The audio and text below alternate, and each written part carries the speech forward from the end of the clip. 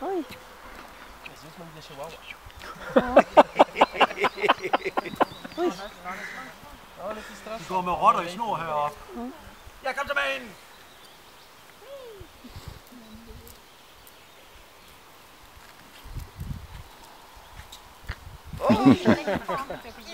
Bara small till. Ja, det gjorde jag.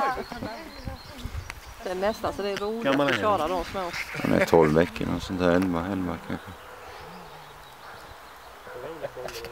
Peter, når du skal træne det næste gang, Ja, tænk på, at I går lige rakt tilbage, ikke går ud til siden med hende. Hun vil gerne sådan rende ind mod figuranten. ja, Det er, når hun bliver snydt, så søger hun ind her. Man skal sørge for, når hun skal bide, at det er den vej ud. ja.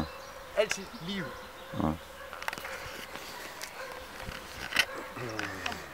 For hun lærer sig lynhurtigt.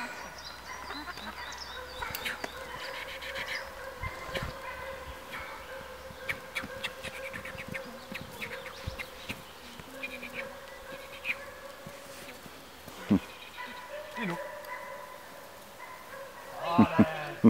Nu var vi där igen. Och det är känsligt, ska jag säga det. Aj. Med den. Bäst att radera inte. Ja, kolla vad blom sprutar bara. Oj, vad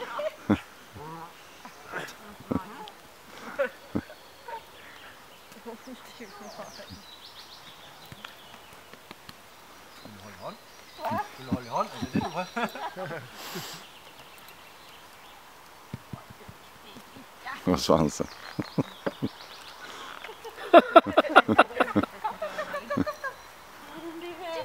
Oj, oj. Du får ha en skyddssele på henne, Lottie. Va, ja. Ej, det er en rigtig hund, det her. Ja. Va, i diamanthalsband. Ja, det er sandt flot, det her. Sen blir det så här nithalsband istället för nit och typ diamant sticka ut. Och baken och kolla på. Ja, precis. Riktigt elakt så.